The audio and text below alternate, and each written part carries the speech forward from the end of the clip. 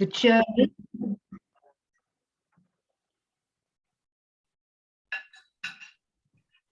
Recording. One is the journey. Why go to church? Some would think a good question. 20 questions Jesus asked. Why Christianity makes sense. Living gospel stories today. There are many, many more, but those are just a few titles of the books you can find on the websites. Bishop John is well known for being a pilgrim leader and a retreat leader.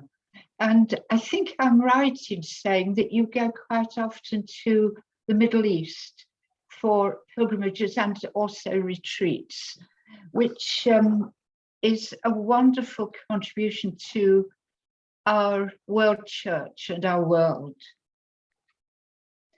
However, I took a quotation from one of your books, which I will read out now, which reminded me that retreats and pilgrimages, and indeed life, is not always so straightforward. And this is the sentence I chose. Life in the company of Jesus is not for the faint-hearted. I thought that is a good beginning to our evening together, and indeed a good beginning to Holy Week and Easter. Thank you for being with us, and we look forward to your presentation. Thank you. Thank you very much indeed for the invitation to join you tonight, and for saying those nice things about the books. Yes, I think the way I try to write is to make faith accessible, attractive, interesting, challenging, etc. To make it make sense, though. Thank you for that introduction to the books. But here we are on Zoom. I guess it happens time and again, doesn't it, that we gather on Zoom, and we probably, some of us feel a bit zoomed out, as if we can have too much of a good thing. But it's a good way to connect. And if Matt is to be believed just now, as I'm sure he is, we are connecting from all kinds of places, maybe not just in this country. So that's super. So what I'd like to do tonight is because Holy Week is next week, to go straight to the heart of the matter, and that is to the cross. That's what we're going to be focusing on next week. We'll be journeying towards the cross. It'll be, I hope and trust, a profound journey before that explosion of joy on Easter Day. But the journey next week is a serious one, a dark one. So what I'd like to do is to read, first of all, one of the passages on the crucifixion. Then I'd like to enter into the story through one of the participants in the story. So look at it through the eyes of one particular person. Then I'd like to reflect on the implications of the cross for us in our daily Christian living, what it means to us, just a few of the implications, because there are so many. And then after that, we can have any time of discussion and questions and so on that you'd like. So that's the way I'm going to do it. So the first thing I want to do is to read this passage from Mark, chapter 15. It starts at verse 25. It was 9 o'clock in the morning when they crucified him.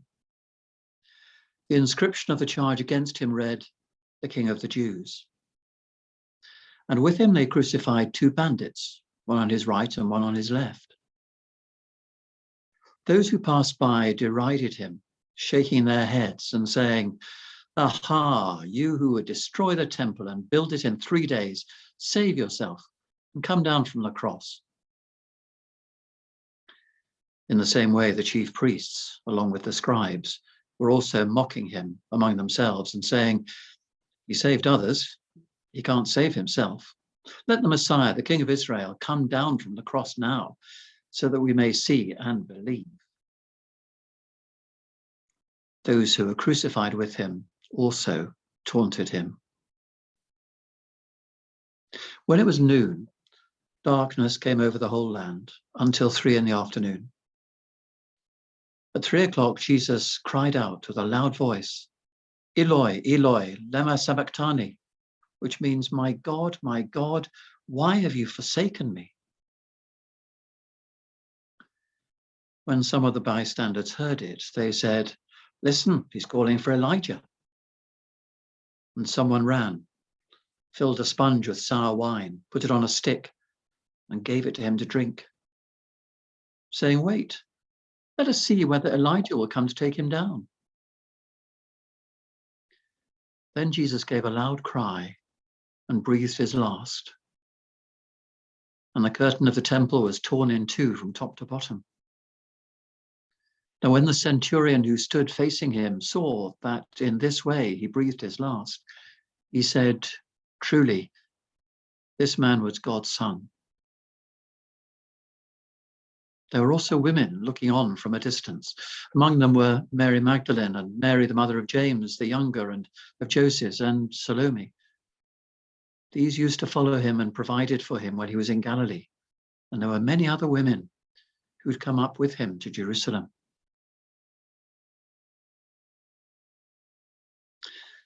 It's a familiar story.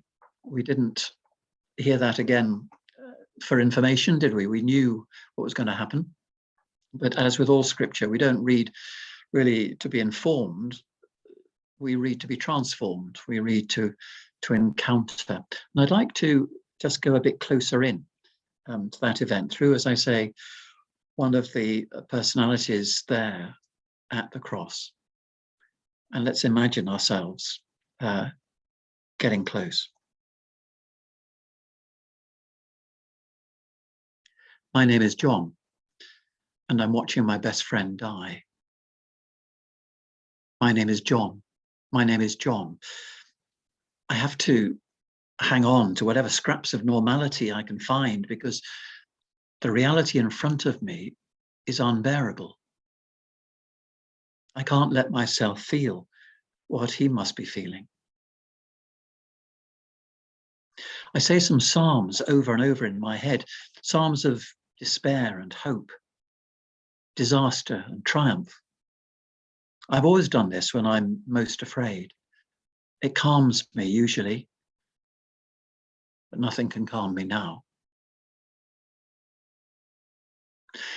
I look across at his mother, collapsed in a heap on the ground, shocked, rigid, brittle with pain.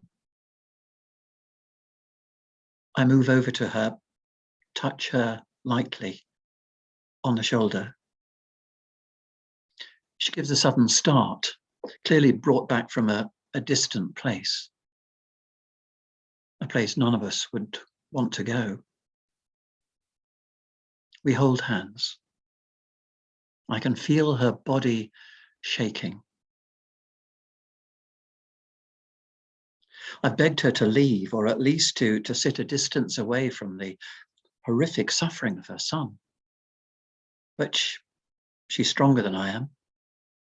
And I think she's partly here for me too.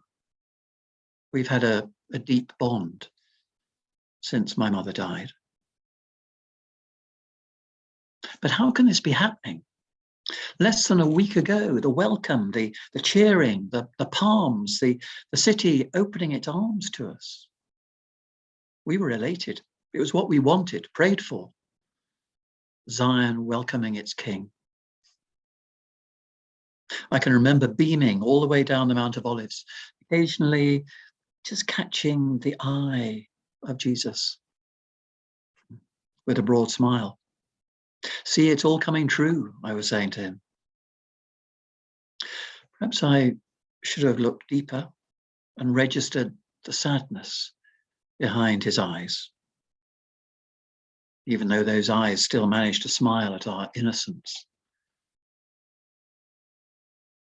But now, just a few days on, what madness is this? Jesus arrested in the night, a rigged trial, flogged to within an inch of his life, carrying the instruments of his own death through the streets. Then, I can't bear it. He's being laid on the ground, naked, and now being hammered, literally hammered, onto a cross. With each blow of the hammer, his body flinches and his face screws up in unimaginable agony. And he doesn't say a word. Those soldiers know what they're doing. They're trained killers, after all. A few swift blows and it's done. Just a job, another jumped up Messiah to dispose of. Hope he doesn't hang around too long in this heat. Nice tunic. His mother probably made it for him. We'll cast lots for that in a while. Then that hideous cross is hauled up, the stuff of nightmares. It thuds into place. And Jesus is displayed before us in a way that we never dreamed possible. My friend, my generous, wise, kind, strong friend, reduced to an abject, naked criminal hanging from a tree. All we can do is watch. His mother, a few other women, me, and of course those awful members of the crowd who always gather to watch the pathetic victims of Roman justice. They just want to see how long it'll be before these poor wretches stop moaning and cursing and shaking their heads to get rid of the birds pecking at their eyes. He hangs there now, a tragic parody of a man, so diminished from the glorious figure we've been following around the hills and shores of Galilee. We reveled in the crowds, the healing, the excitement when he was going to preach. We loved listening to those golden words about the kingdom, about justice and love. Now, so diminished. Yet I can't take my eyes off him. I'm appalled, but mesmerized. Yea, though I walk through the valley of the shadow of death, I will fear no evil. He pulls himself up on the nails that gouge through his wrists, just to grab another breath before slumping down again in pain that obviously shoots through him. For you are with me, your rod and your staff, they comfort me. The simple truth is that he's suffocating. Soon he won't have the strength to pull himself up at all. You prepare a table for me in the presence of my enemies. You anoint my head with oil. My cup overflows. Every so often he makes a supreme effort and manages to say something. He asks for a drink. And despicably, he's given vinegar. Surely goodness and mercy shall follow me all the days of my life. He speaks with the two thieves alongside him, and if I've heard it right, he's promising them a reunion in heaven. And I shall dwell in the house of the Lord forever. Have I heard this correctly? I need to check with that brave young Mary from Magdala. I think he's actually asking his father to forgive his killers. It's beyond belief. I start again. The Lord is my shepherd. I shall not want. The minutes are passing like hours. The sun is high, but it's getting strangely dark. I hear quite quiet sobbing nearby. Now, just when I think there'll be nothing else to come from him, there's another sentence, a question this time, almost whispered to himself, his eyes clouded and dark. My God, why have you forsaken me?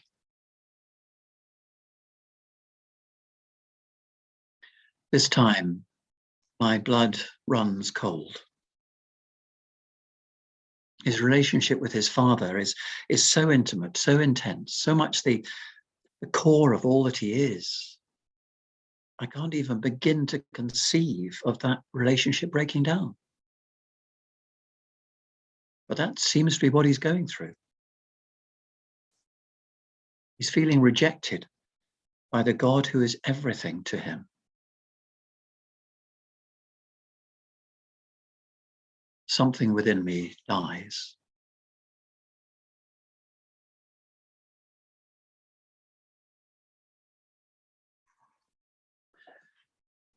Now, what does that mean? That whole experience we know so well that we're going to relive next week. What does that mean for us? That's what I'd like to look at now. Many years ago, when we were still at university, my girlfriend and I went youth hosteling in Switzerland. And unfortunately, my girlfriend got a really bad ear infection, and it was incredibly painful, and nothing we had or could get seemed to make any difference to it. And one morning, for some reason, best known to my younger self, I asked her what she thought of the various theories of the atonement, and was surprised to receive a less enthusiastic response to my question.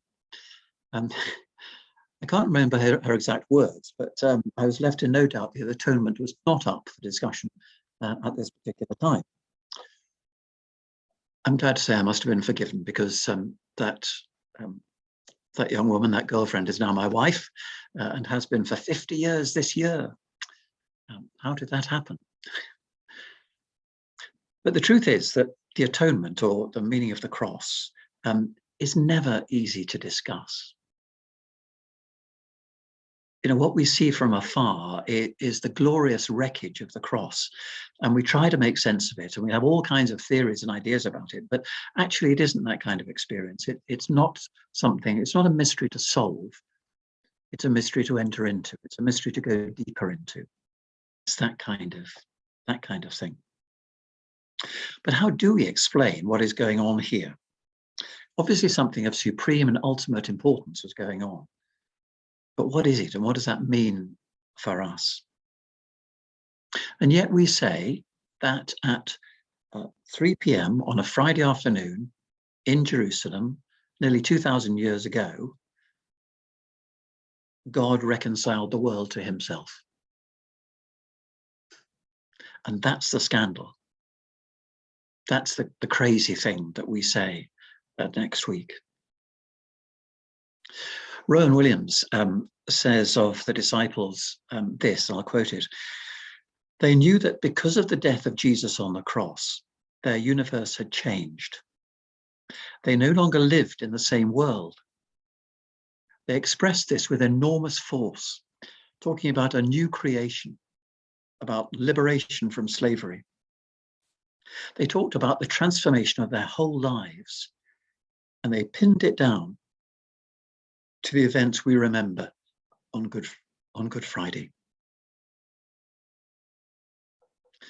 When I am leading those pilgrimages and retreats that Barbara spoke about, when I'm in Jerusalem and step out of the Ecce Homo convent at the start of the Via Dolorosa, the Way of the Cross, I feel that this thing I'm going to do, this pilgrimage walk, is both hugely significant and also utterly insignificant. It's massively significant to us because we're about to retake the steps of what's probably the most famous walk in history.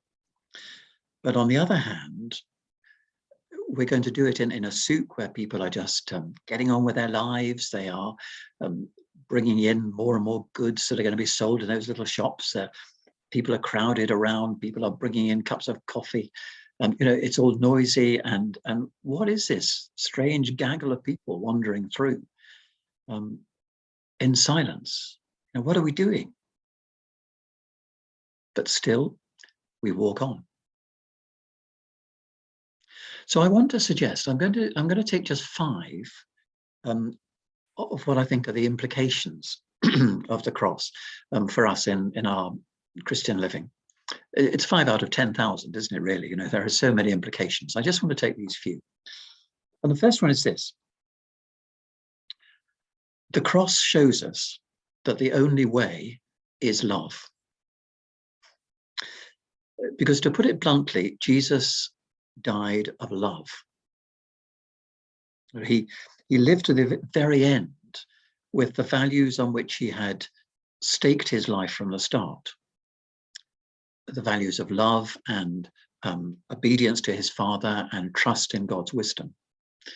He went right to the end. He wouldn't compromise on love because he knew that was the very nature of God. You can't compromise on that. And we know now, don't we, of course, that even God's act of creation isn't an act of power, it's an act of love. Because love is the root of everything. And with the love of Jesus, I don't mean any of the kind of fluffy, sentimental, fridge magnet kind of love that we purchase, we consume in our society. I mean a love that's as tough as nails. Because Jesus was a man of infinite compassion around a steel core. And both of those things are important. Infinite compassion. He was the man who wouldn't condemn the woman caught in flagrante with her lover. He was the man who spoke of forgiving 70 times 7, if that's what it took. He was the man who gave us that iconic figure of the father of the prodigal son. There was no doubting his love, his tenderness. But the pursuit of his mission was relentless. He set his face to go to Jerusalem. Luke chapter 9, he deliberately turns in that direction. All the rest of the gospel story is traveling that way, though he knew what it was bound to bring. And he refused to compromise in his condemnation of religious hypocrisy. He threw the money sharks out of the temple. He stiffened his resolve in Gethsemane. He turned down every opportunity for compromise at his trial. He just kept on, one step after another, to the very end. And he was saying, the only way is love. Love with a steel core. And I have to believe that and live it if I want to be transformed by the cross. And pathetically, I do my best. But how compromised that best is when I look at my life. It's easy to do the odd loving thing and to feel good about it. It's much less easy to have love as a way of life. Most of us can do the odd set piece, the one-off, but a life of genuine authenticity as a loving person who sees it through to the end, love with a steel core, that's much more difficult. When Jesus talked about picking up your cross, he wasn't meaning being patient when you have a headache. It was something profoundly different. The cross is the way of love that should run through our lives. Like, I was brought up in Blackpool, so I think sometimes of people of a piece of Blackpool rock, and it has the word Blackpool right the way through it. We should have that word love right the way through our lives. But only in Christ, en Christo, that word, that phrase that comes again and again in Paul, only in Christ can we love like that, with real integrity. So love is a way of life. It's a cup of coffee with a troubled friend. It's sending a card of encouragement. It's making that phone call, remembering to make it. It's staying on to clear up after everyone else has gone home. It's visiting that person even though they've got dementia and you just don't get through. It's giving to that disaster fund, even if you're running a bit short yourself. It's helping at the food bank. It's driving to Ukraine with supplies. Love is praying for the person you said you'd pray for, actually doing it. So it's the only way, I'm saying. And yet, let's just hear this. John McManus, a theologian, who said, it's a wonderful quote. He said, if you don't love, you're dead. And if you do, they'll kill you. It's not a great advert really for the Christian faith, is it really? But it's bang on. If you don't love, if you don't go with the grain of the universe, which is the grain of love, you're dead, spiritually, emotionally, in whatever way it matters. But if you do, if you love like that, they'll kill you, like they did with Jesus. So it's love with a steel core.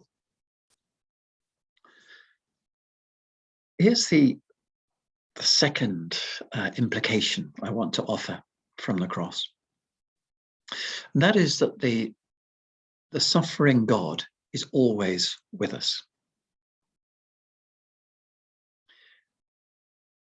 I don't know if you've been to Chartres Cathedral, but there's a statue there of a sculpture of God on the seventh day of creation.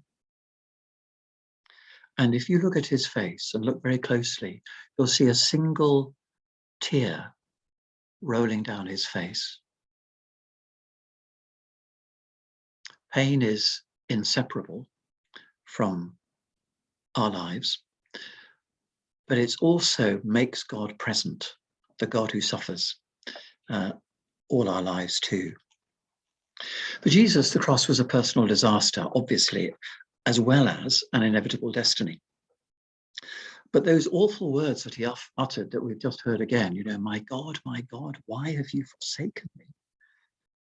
They echo through history and they do send a chill through every believer, don't they?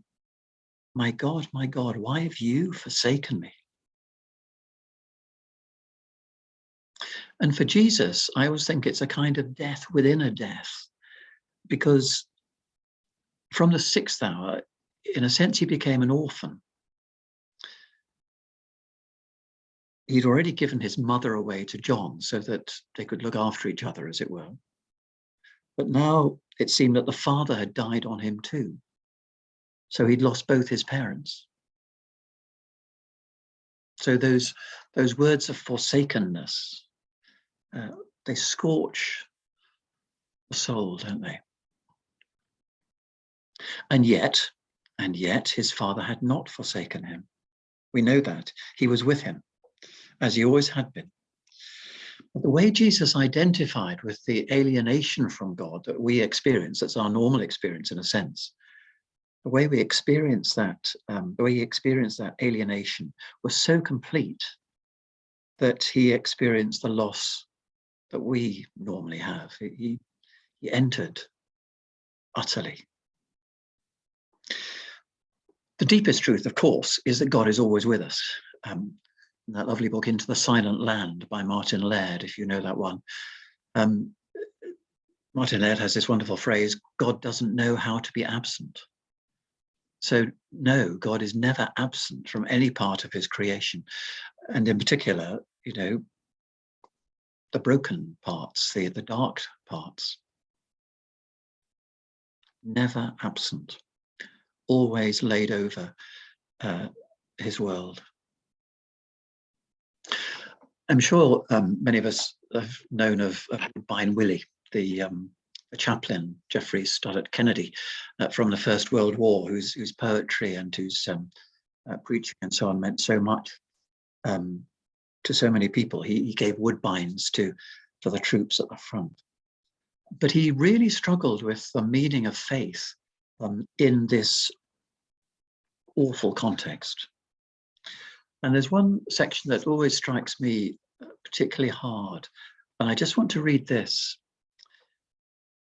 He wrote, on the 17th of June, 1917, I was running to our lines, half mad with fright, through what had once been a wooded copse. It was being heavily shelled. As I ran, I stumbled and fell over something. I stooped to see what it was. It was an undersized, underfed German boy with a wound in his stomach and a hole in his head. I remember muttering, "You poor little devil. What had you got to do with it? Not much great blonde Prussian about you." And then came light. It may have been pure imagination, but that doesn't mean it wasn't also reality. It seemed to me that the boy disappeared, and in his place there lay Christ upon his cross. And he cried, "Inasmuch as you have done it to the least of these my little ones, you've done it to me." From that moment on, I never saw a battlefield as anything but a crucifix. From that moment on, I've never seen the world as anything but a crucifix.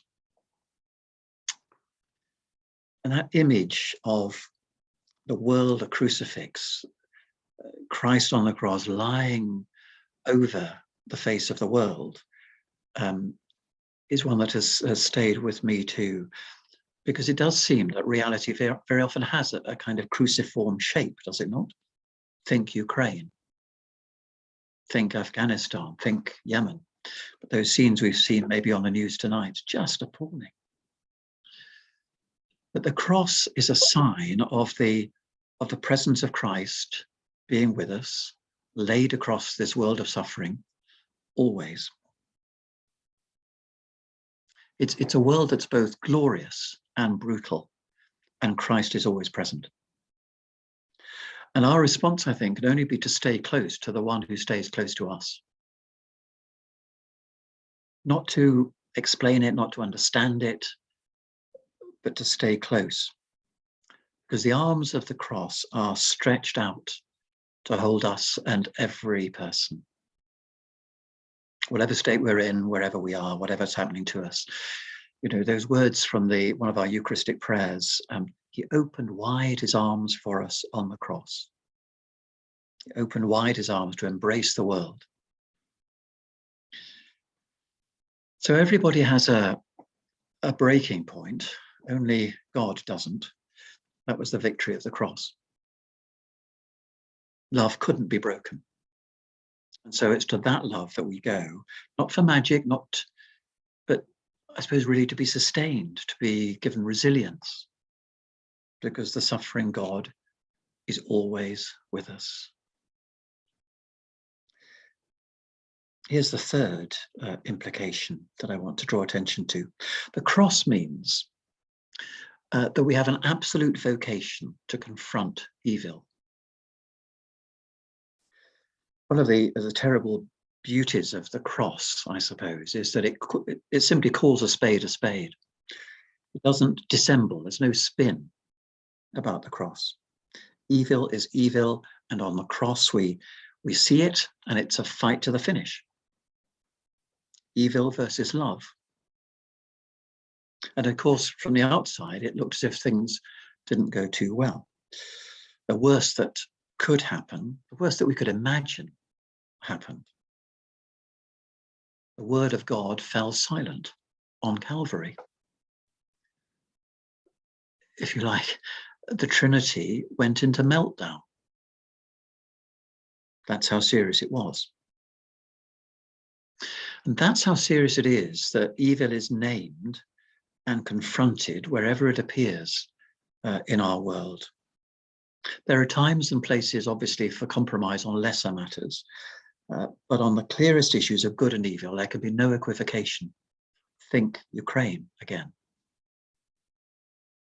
So it's important to recognize that on the cross, what we're seeing is not a kind of passive submission to evil.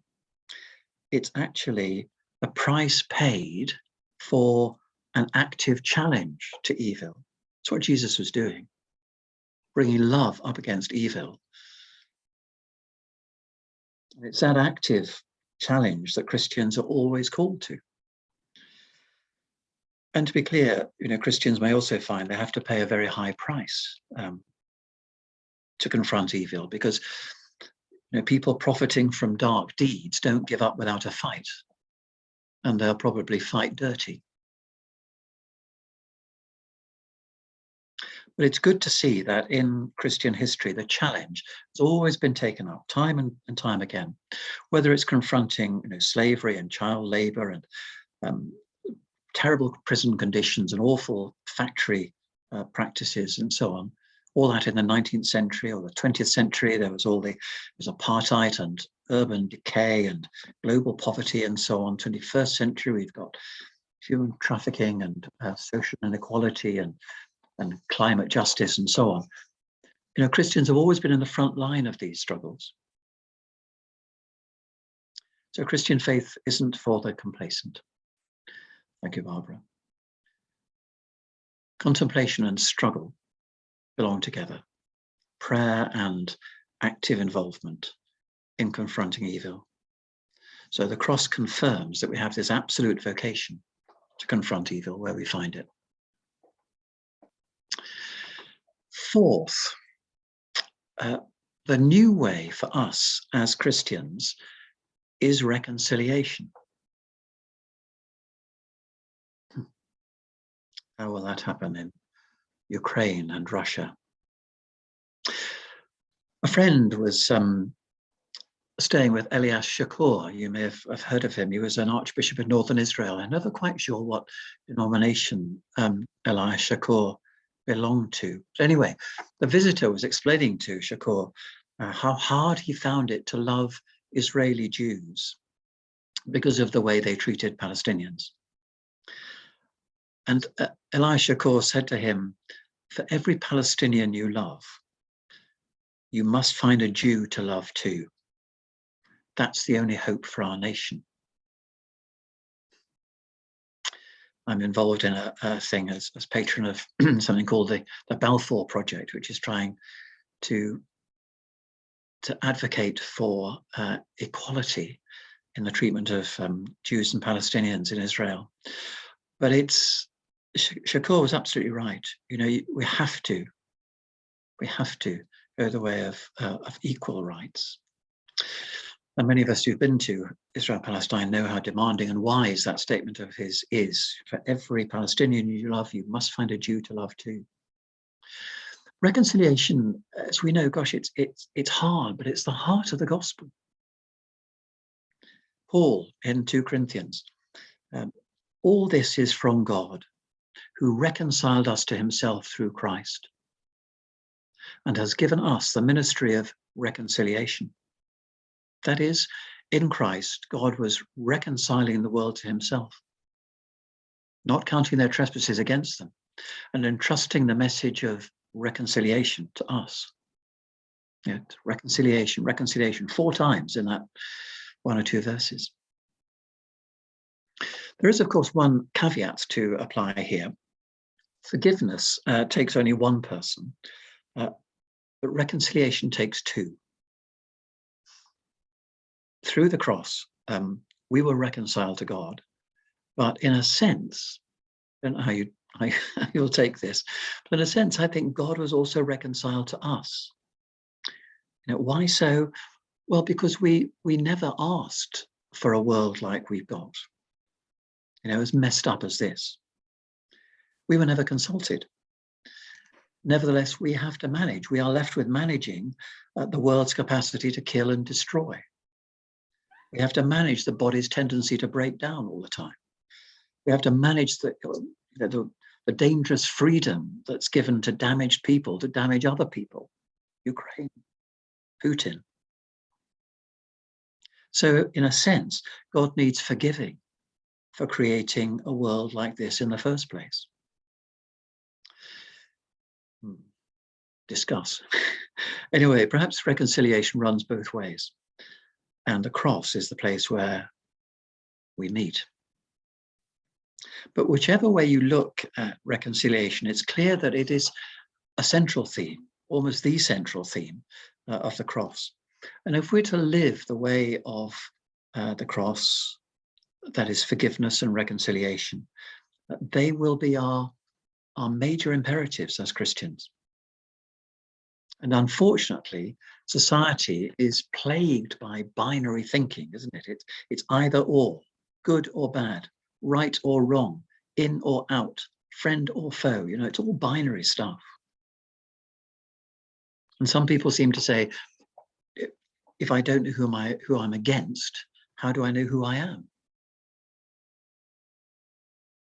But that way lies disaster. There's that Chinese proverb, you know, that whoever opts for revenge should dig 2 graves. So we remain in our own prison if we're unable to forgive and be reconciled. Reconciliation sets both partners free, and forgiveness is the best route to reconciliation. Of course, the thing about forgiveness is that it has to be premature, or it's not forgiveness. Jesus didn't say, Father, forgive them if they apologize. Grace doesn't wait and see. You know, it acts first. It takes the risk. It acts as if the relationship is already made good. And that's very hard. Indeed, sometimes it's almost impossible for people who've been terribly hurt, terribly damaged, who spiritually and emotionally just can't get to a place of forgiveness. Because actually forgiveness is a process, or even better, I suppose, it's an attitude of hope, and it can't be demanded by another. And yet when forgiveness is visible and reconciliation happens, it is deeply liberating. I don't know if you know Mark Oakley's wonderful book, The Splash of Words. And in that, he tells a story which I think is very moving about this. Let me again read this one out. I was brought up by my grandparents, Mark says. As a boy, I knew that my grandfather had flown in the Royal Air Force in the Second World War, and he was a bit of a hero to me, but he never spoke about his experiences, except one day mentioning Dresden and weeping. He's since died, but a few years ago, I was asked to preach in the reconstructed Frauenkirche in Dresden. It was very much in my mind. On the way to the railway station at the end of my visit, the taxi driver asked me why I was in Dresden, and I told him I'd always wanted to come. Why? He asked. I took a deep breath. Because my grandfather was a navigator of a Lancaster bomber, and I know he flew here on the 14th of February 1945 as part of the bombing raid, and he would never talk about it. The man was quiet. And then he said, that was the night my mother was killed. He pulled the car over and turned the engine off. He then turned round to me, put out his arm towards me and said, and now we shake hands. The reconciliation we so badly need flows from the cross, where our sad divisions are overcome. And lastly, or the last of the 5 implications I'm going to draw out, the cross, I think, tells us that we need to learn how to die. The deeper journey of faith isn't really about religious observance, religious activity. It's about letting go of our lives so that the life of God can flow through us. And that's, I think, roughly what Jesus meant by saying, if anyone wants to be my follower, let them deny themselves and take up their cross and follow me. For those who want to save their life will lose it. And those who want But those who lose their life for my sake will save it. So let go, he says.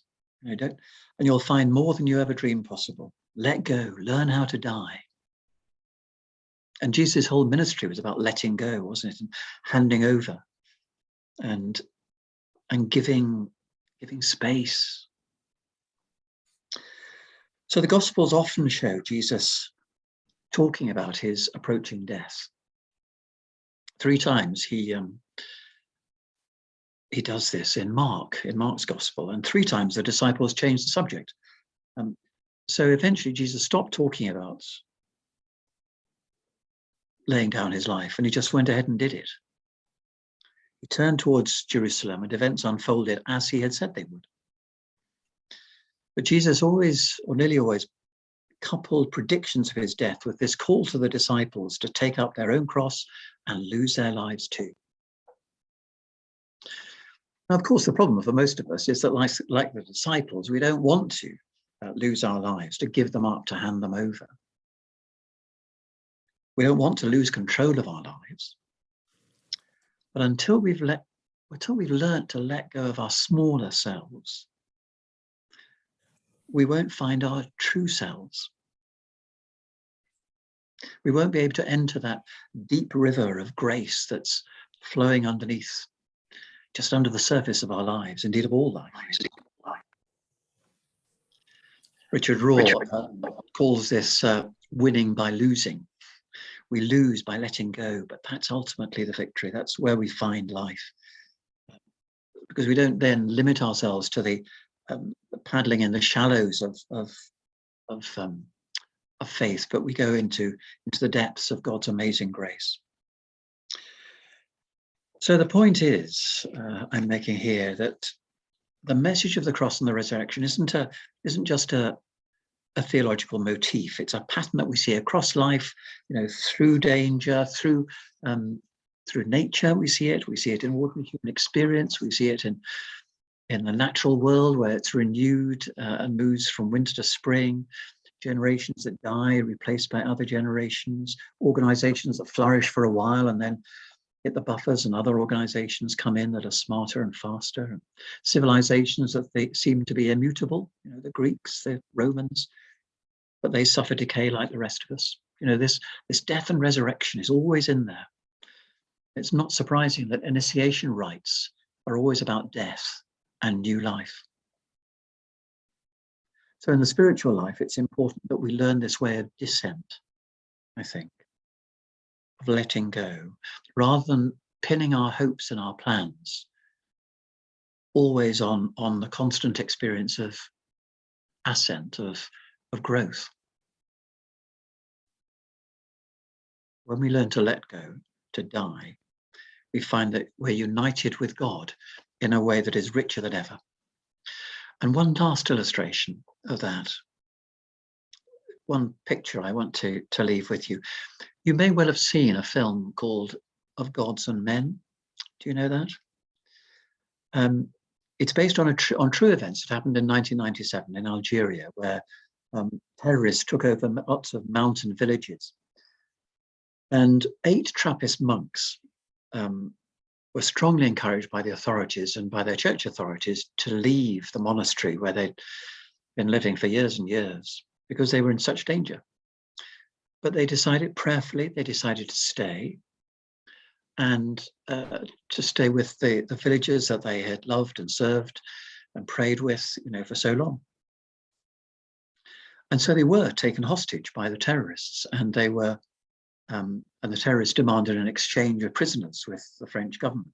And of course, the French government weren't playing.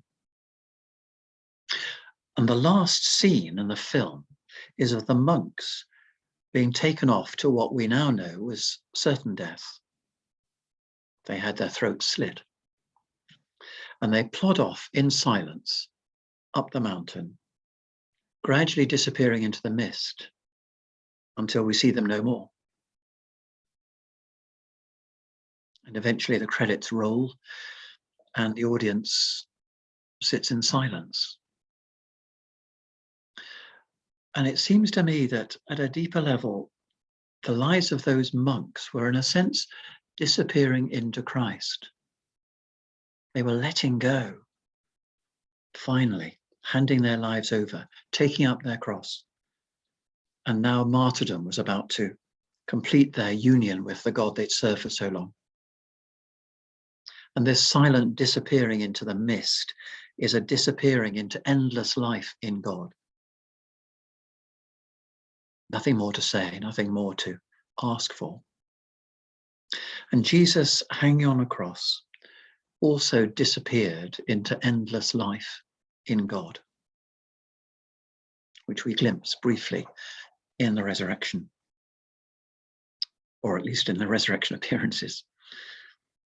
And perhaps really that's the chief meaning of the cross for us, that in letting go of our lives, in disappearing into Christ, we'll know something of the beauty of resurrection.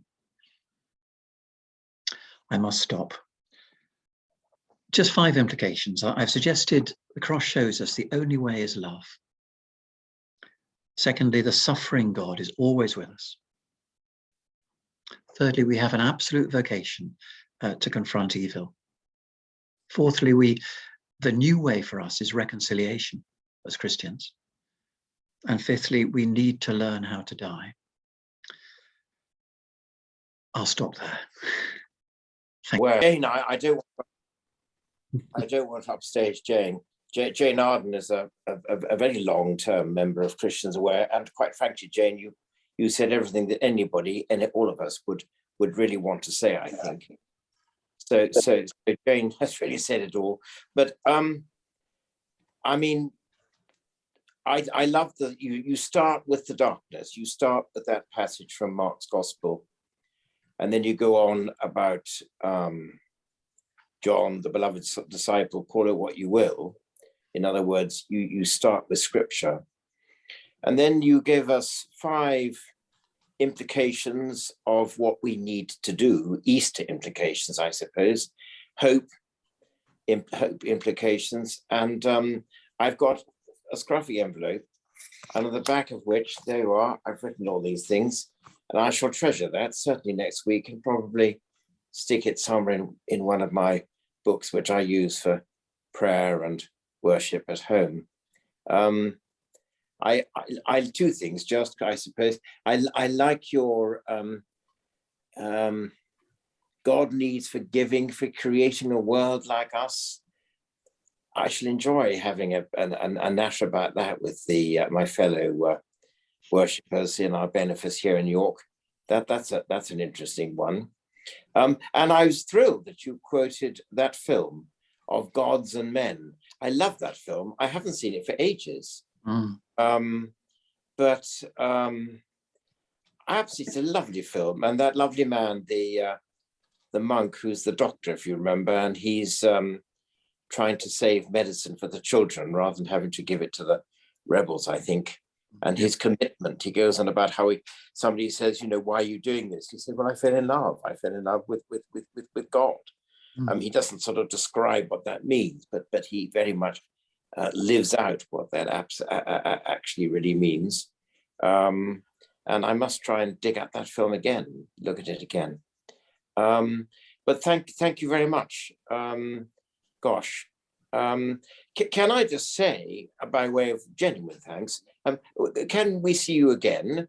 Do come and see us. We're quite a friendly lot. We have a conference, we have a summer school, we do meet from time to time, and hopefully things are getting easier post-COVID, because it'd be lovely to have you as part of the family, and that's really what I'm feeling as I sit here. So I thank you very, very much. And on behalf of Christians Aware, I wish you a very peaceful Holy Week and a very happy Easter. And particularly, we'll be thinking of you on Easter Monday as I go for my walk or whatever. We'll be thinking of you in the Holy Land, leading a retreat. But Bishop John, thank you very much indeed. And thank you, Martin, for those words. That's very kind. And you're in York, so not so far away. Not so far.